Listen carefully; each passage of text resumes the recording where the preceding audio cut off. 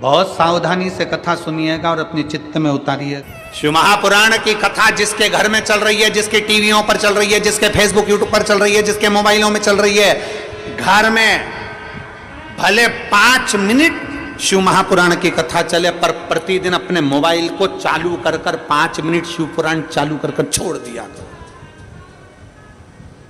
घर में टीवियों पर अगर कथा आए तो भले सुनो चाहे नहीं सुनो, 5-10 मिनट उस टीवी को चालू कर छोड़ा करो, जिससे वो शिव महापुराण के शब्द हमारे घर के वातावरण को शुद्ध करें। वो कैकेयी अयोध्या में रहती थी, राम जी के साथ रहती थी, दशरथ कौशल्या सुमित्रा के साथ रहती थी, गुरुजी रोज का ज्ञान देते थे, पति रोज सूर्य को अर्घ चढ़ाता था, तो भी वो कैकेयी की बुद्धि बदली क्या? अरे बोलो तो नहीं। और वह विभीषण को देख लो, जो रावण की लंका में रहता था, पूरे राक्षसों में रहता था, सारे मदिरापान करने वालों में रहता था, सारी प्रवृत्ति से बेकारों के साथ रहता था, उसके बाद भी विभीषण बिगड़ा क्या? अरे बोलो तो कैकेयी सुधरी नहीं और विभीषण बिगड़ा। अगर संगत का असर होता तो विभीषण कब का बिगड़ गया होता। संगत का असर होता तो फिर तो कैकेयी भी कब की सुधर गई होती। पर संगत से मूलता शिव पुराण नहीं करती। शिव पुराण कहती है संस्कार की मूलता है कि हमारे संस्कार कैसे हो, हम क्या दे रहे हैं बच्चों। कौवा और हंस की दोस्ती हो गई, दोनों रहने लगे। कौवे ने कहा हंस से, भाई मुझे बहुत भूख लग रही है, कुछ ला दे। हंस गया तुरंत, ठीक है मैं तेरे लिए कुछ लेकर आता हूँ। और हंस दौड़ कर गया। हंस क्या चुगते थे? मोती। हंस मोती लेकर आ गए, ले ये मोती ले। और कौवा बोला भैया ये कैसे खाएंगे, हम खाएंगे तो हमारी तो चोंची टूट जाएगी। अब कौवा मोती कभी खाया हो तो खाएगा, हम नहीं खा सकते। हंस कहते हैं भैया हम तो यही खाते हैं इसलिए तुमको ये खिला दिया। अरे भाई, कौवा भूखा रहने लगा, 8 दिन निकल गए। आज कौवे ने कहा हंस अब तू मेरे यहाँ चल। हंस को ले गया। कौवा कहाँ रहता था? शमशान में, बड़ के पेड़ के ऊपर। हंस को भी बिठा लिया। थोड़ी देर बाद हंस ने कहा भैया मुझे भूख लग रही है। कौवा दौड़ कर गया और एक मरे कुत्ते का मांस उठाकर हंस को ला कर दिया। हंस ने कहा ये क्या है? कौवा बोला ले हम तो ये खाते हैं, जो खाते हैं तुम्हारे लिए ला दिया। हंस बोला मैं मर जाऊंगा पर ये गंदी चीज नहीं खाऊंगा। अरे हम तो यही खाते हैं इसलिए तुम भी खा लो। नहीं नहीं मैं खाने वाला नहीं हूं, ये तो मैं नहीं खाऊंगा। दोनों बात कर रहे थे। नीचे एक राजकुमार बैठा था, वो मांस का टुकड़ा उस राजकुमार पर गिर गया। राजकुमार को क्रोध आया, उसने कौवे को साध कर बाण छोड़ा। जैसे ही छोड़ा कौवा उड़ गया और हंस को बाण लग गया। हंस जमीन पर गिर गया। हंस जमीन पर गिरा और जैसे ही हंस जमीन पर गिरा राजकुमार ने हंस से कहा हंस देव मैंने तो कौवे को बाण मारा था और बाण तुमको लग गया। अरे हंस बोला राजकुमार तो ये तुम्हारी दिक्कत नहीं, ये तुम्हारी गलती नहीं, गलती मेरी है। मैं बुरे की संगत में बैठ गया और बुरा व्यक्ति बुरा काम करके निकल गया और अच्छा व्यक्ति जेल में धरा गया। जो बुरा होता है वो बुरा कर्म कर कर निकल जाता है। बुरा करने वाला व्यक्ति बुराई कर कर निकल जाता है। बुरा कर्म करने वाला व्यक्ति अपना बुरा तत्व ग्रहण कर कर, बुरा तत्व प्रसिद्ध कर कर निकल जाता है। पर जो अच्छा है, जो अपनी बुद्धि से, चित्त से, अपने मनन से जो बहुत अच्छा है वो धरा जाता है। श्री नारद जी महाराज ने तप किया। रामचरितमानस में आपने श्रवण किया। शिव महापुराण में भी लिखा है देव ऋषि नारद तप करे कामदेव को जीत लिया। जब कामदेव को श्री देवऋषि नारद ने जीता तो सबसे पहले देवऋषि नारद कामदेव को जीतकर अगर पहुंचे तो सीधे पहुंचे भगवान शंकर के पास। क्यों? क्योंकि भगवान शंकर ने कामदेव को नहीं जीता था। कामदेव ने शिव जी की समाधि को तोड़ दिया, समाधि को तोड़ दिया।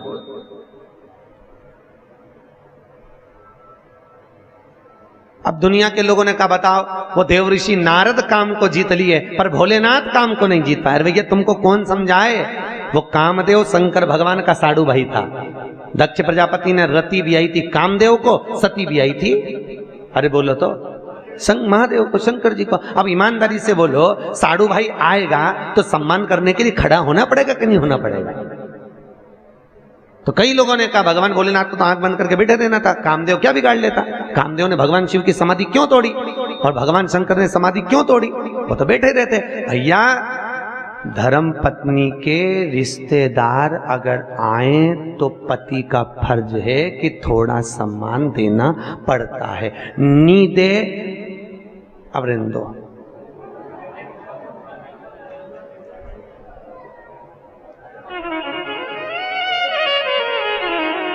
सम्मान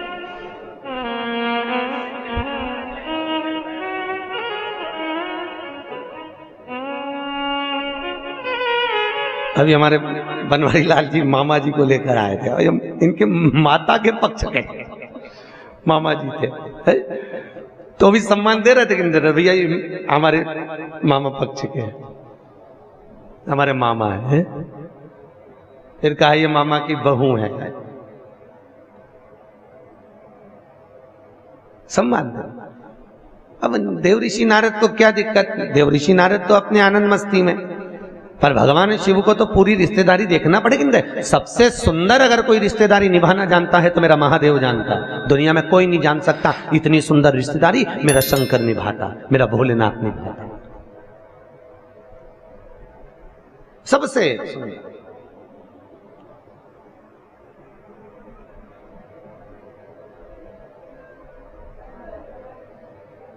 और उसके बराबर कोई दुनिया में रिश्तेदारी निभा भी नहीं सकता। एक केवल महादेव थे भगवान शंकर, जो अपने पुत्र गणेश और कार्तिकेय से कहते थे कि रक्षाबंधन का त्योहार है, जाओ अपनी बहन अशोक सुंदरी के पास जाओ और राखी बंधवा कर आओ। कौन कहते थे? भगवान शिव, भगवान महादेव। जाओ अशोक सुंदरी के पास में जाओ और जाकर राखी बंधवा कराओ। तो कई बार कार्तिकेय तो कहते थे पिताजी हम रक्षाबंधन पर अपनी दीदी के यहाँ नहीं जाएंगे, उसको आना पड़ेगा। वो आए।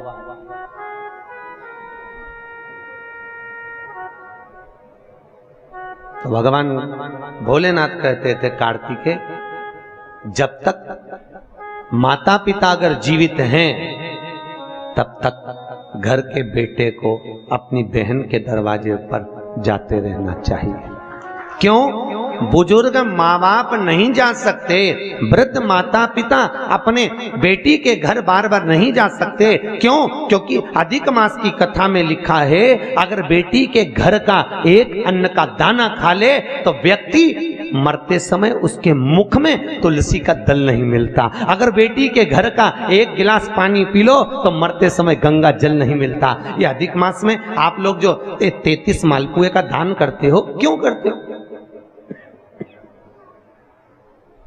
काहे के लिए करते हो? करते हो ना 33 मालपुए, 33 मालपुए, 30 मालपुए 30 दिन के, 31वां मालपुआ हमने अगर ब्राह्मण गुरु के घर का खाया हो तो दोष ना लगे। 32वें नंबर का मालपुआ हमने अगर बेटी के घर का, बहन बेटियों के घर का खाया हो तो दोष ना लगे। और 33वें नंबर का मालपुआ हमने अगर मान लो सूतक या सावड़ का खाया हो तो हमको दोष ना लगे। इसलिए 33 मालपुए का दान होता अधिक मास में।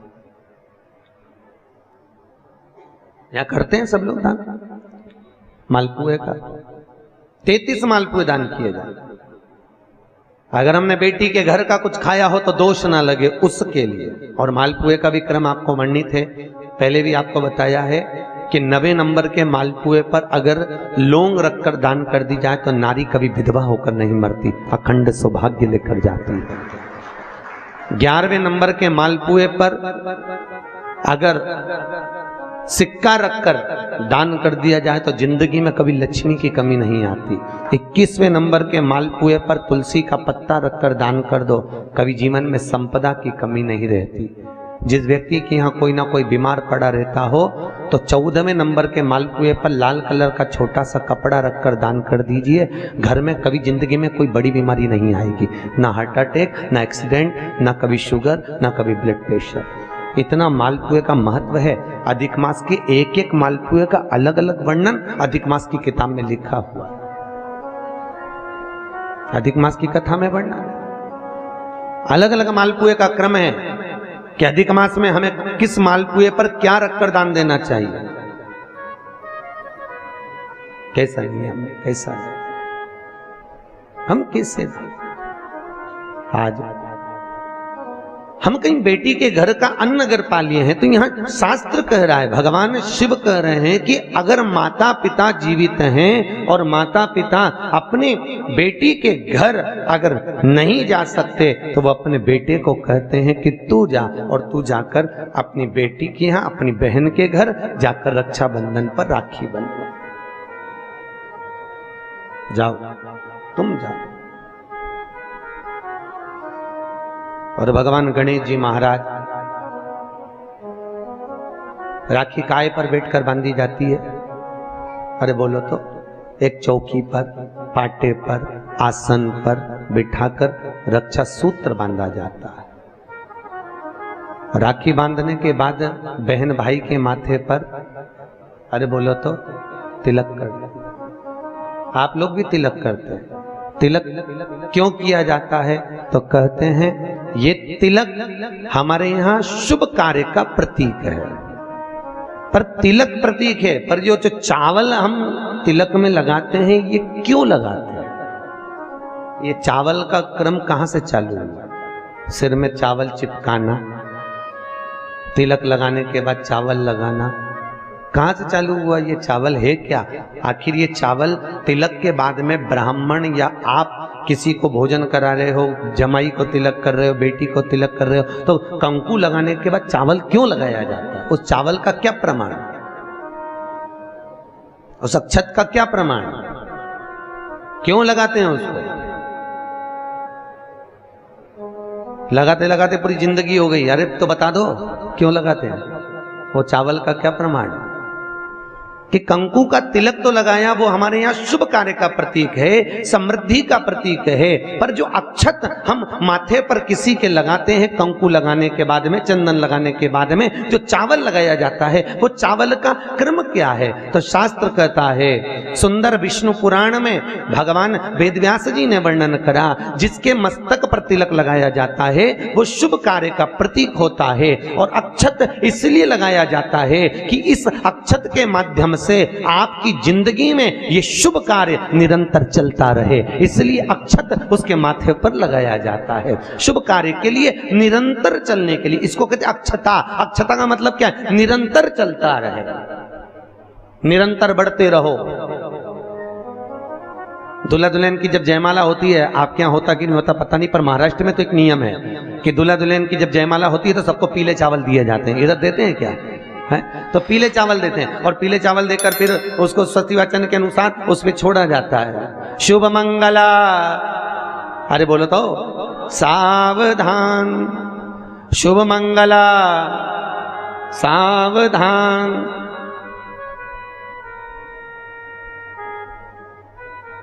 उसके ऊपर छोड़ते हैं कि सावधान।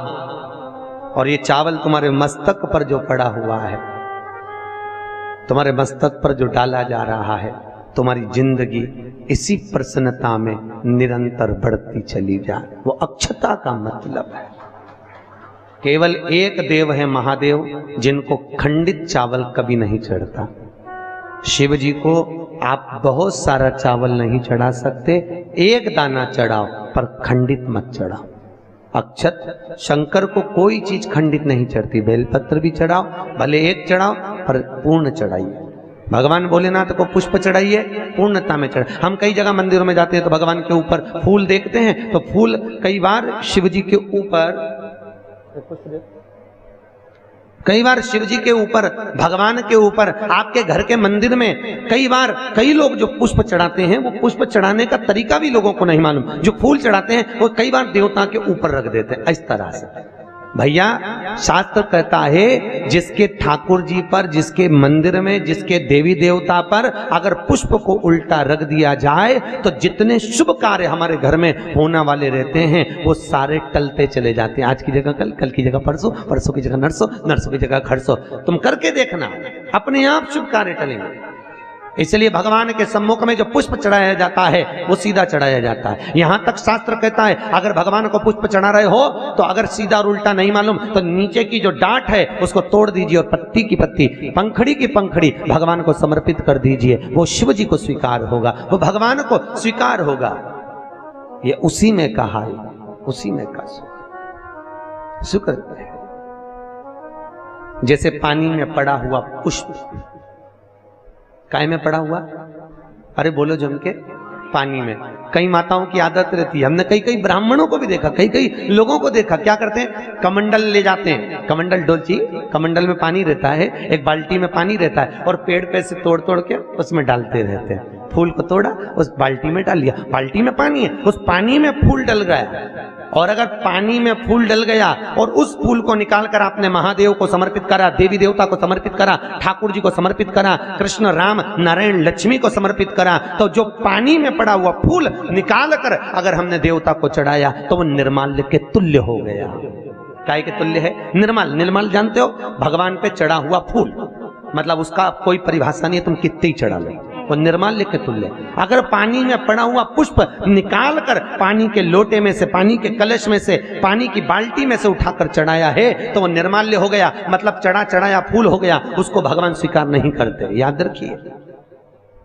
उसी तरह जैसे तांबे की प्लेट में रखा हुआ चंदन, तांबे की प्लेट में अगर चंदन रखा है और वो अपन ने लगा दिया तो वो चमड़े के बराबर हो जाता है। इसलिए तांबे की प्लेट का चंदन किसी को नहीं चढ़ाया जाता, किसी देवता को नहीं लगाया जाता, किसी देवता,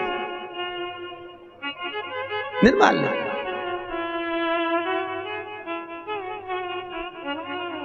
भगवान शिव कहते हैं तुम्हारे पास में कुछ नहीं है, पूर्णता का समर्पण, पूर्णता। पर आज के जमाने में लोग पूर्णता देते कहां हैं? एक बात बताओ, भगवान के मंदिर में नारियल फोड़ा, राम जी के मंदिर में, हनुमान जी के मंदिर में नारियल फोड़ा, और वो नारियल फूटने पर अच्छा निकल गया तो भगवान ने स्वीकार करा कि नहीं करा? अरे बोलो जम के, अच्छे से बोलो, करा? अच्छा ठीक है, आप बोल रहे हो करा, शिव पुराण करे ही नहीं करा। अगर नारियल फोड़ने पर राम मंदिर, हनुमान मंदिर में, देवी मंदिर में नारियल को फोड़ा और फूटने के बाद अगर वो नारियल अच्छा निकल गया, उसमें से थोड़ा सा टुकड़ा तो तुमने भगवान को चढ़ाया, बाकी का सब घर ले जाके चक्कू से निकाल के खा गए। और मान लो वो नारियल फूटने पर बेकार निकल गया तो तुम उसको घर ले जाओगे? नहीं। क्या करोगे? जब हनुमान जी की परिक्रमा कर रहे होगे तो नारियल को वहीं पटक दो। तो भगवान शिव की कथा कर रही है कि भगवान शंकर को पूर्णता का भाव चाहिए। बेलपत्र दो, पूर्ण दीजिए, पुष्प दो, पूर्ण दीजिए। ओम श्री शिवाय। नमस्ते हम दर्शकों, आज की कथा में पंडित प्रदीप जी मिश्रा ने रायपुर छत्तीसगढ़ में जो कथा चल रही है उसके दौरान बहुत सारे उपाय बताए और साथ ही जो है शिव पुराण का जो है वाचन किया है। इसके साथ में जो है उन्होंने जो है भगवान शंकर और पार्वती का जो है वाचन यहाँ पर किया है। जो भी चित्र दर्शन उन्होंने किया है वो भी बहुत अच्छी तरीके से किया है। तो अगर आप भी जो है कथा को ध्यान से नहीं सुने हैं तो एक बार और कथा को ध्यान से सुन लीजिए, और अगर आपने कथा को ध्यान से सुन लिया है तो आगे आने वाली कथा को सुनने के लिए प्रतिदिन आपको इस चैनल पर जो है कथाएँ मिलती रहेंगी। जो भी जहाँ का स्थान पर भी जो कथाएँ चल रही है वो जो है आपको इस चैनल के माध्यम से जो है प्रतिदिन 2 भाग में जो है कथा मिलती रहेगी। तो आपको भी जो है डेली कथा देखनी है तो चैनल को सब्सक्राइब कर